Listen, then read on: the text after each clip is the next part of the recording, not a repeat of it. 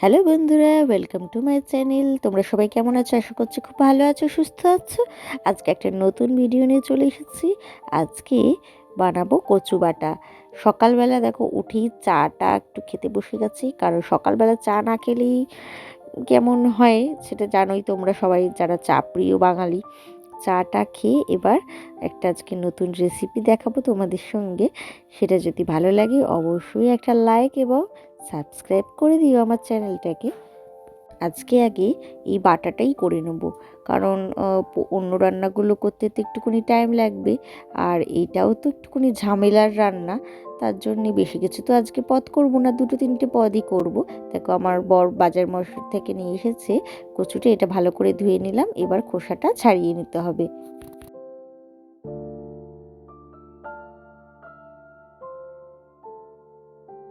এটা ভালো করে না ছাড়ালে গলা কিন্তু কুটকাবে। এবার এটা ধুয়ে নিয়েছিলাম যেহেতু, আগে আর ধুতে হবে না। এবার এরকম একটা ঘষানি প্রায় সবার ঘরেই থাকে, এই ঘষানিটিতেই ভালো করে ঘষে নেব। এই দেখো আমার ঘষাটা কমপ্লিট হয়ে গেছে। এবার এটা মিক্সির মধ্যে আমি দিয়ে দেব। এর মধ্যে আরও কয়েকটা উপকরণ দিতে হবে, সেগুলো আস্তে আস্তে তোমাদের সাথে শেয়ার করব। প্রথমে আগে এইগুলো আমি দিয়ে দিলাম। মিক্সির মধ্যে যতটা ধরবে ততটা আমি পুরো ভর্তি ভর্তি করে দিয়ে দিলাম। এবার মিক্সিটা ভালো করে চালিয়ে নিতে হবে। মিক্সিতে ভালোভাবে এটাকে আমাকে পেস্ট করে নিতে হবে। এটা যদি তোমাদের অসুবিধা হয় পেস্ট করতে, এর মধ্যে একটুখানি কিন্তু জলও অ্যাড করে দিতে পারো। মিক্সিতে এটা আমার পেস্ট হয়ে গেছে। এবার এরকম একটা সাদা কাপড়ের মধ্যে আমি এই মিশ্রণটা পুরো ঢেলে দেব।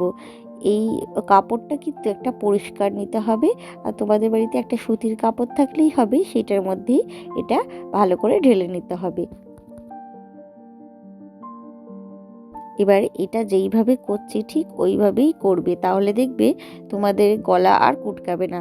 আমাদের সবারই একটা ধারণা আছে যে এই রকম কচু বাটা এমনি কাঁচা খেলে অনেক সময় গলা ধরার সমস্যা থাকতে পারে, কিন্তু এই রকমভাবে তোমরা একবার রান্না করে দেখবে, দেখবে আর গলা আর কুটকাবে না। এবার এটা কাপড়ে মুড়ে নিয়ে এটার যে জলটা থাকে সেটা আমরা চিপে ভালো করে বের করে দেবো। এই জলটাই কিন্তু মেন। এই জলটা থাকার জন্যেই আমাদের গলা ধরার অনেক সময় সম্ভাবনা থাকে।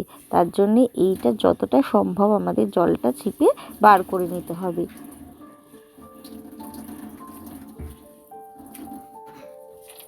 এগুলোর মধ্যে কিন্তু অনেকটাই জল থাকে, দেখেছো কতটা জল বেরাচ্ছে?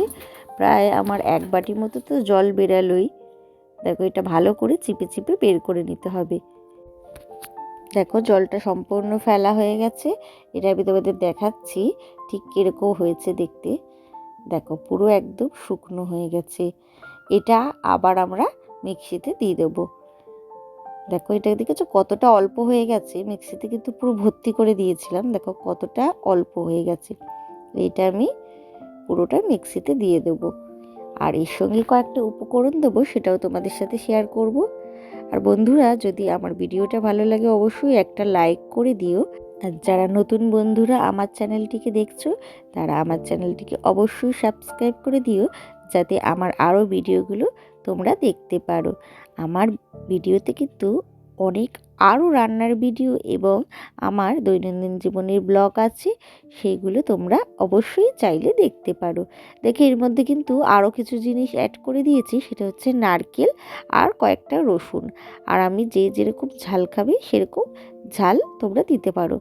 আমি এখানে 3টে কাঁচা লঙ্কা নিয়েছি মোটা মোটা, তোমরা চাইলে আরও বেশিও নিতে পারো। আর এর মধ্যে কি দেবো বলো তো? নুন আর চিনিটা কিন্তু এর মধ্যে একসঙ্গেই অ্যাড করে দিতে হবে। এটা যেহেতু একটু ঝাল ঝাল হবে, তার জন্যে নুন চিনিটা কিন্তু ব্যালেন্স করে দিতে হবে। আমি এখানে 1 চামচ মতো ছোটো চামচের নুন নিয়ে নিয়েছি, আর ঠিক ততটা পরিমাণে চিনি নিয়ে নিয়েছি। দেখো এটা এবার পেস্ট করে নিতে হবে। দেখো এটা আমার পেস্ট হয়ে গেছে। এবার এটা ঢেলে দেখাবো তোমাদের কেমন হয়েছে। দেখো এটা এবার মিক্সি দিয়ে আমি নেব, দেখেছো ঠিক এই রকম পেস্টটা হবে। এটা কিন্তু একটু শক্ত শক্ত হলে খেতে ভালো লাগবে না, তাই ভালোভাবে পেস্ট করে নিতে হবে। দেখো এর উপর দিয়ে আমি একটুখানি সর্ষের তেল আর কাঁচা লঙ্কা দিয়ে দেব। দিয়ে গরম ভাতের সাথে খেতে কিন্তু এটা দারুণ হবে।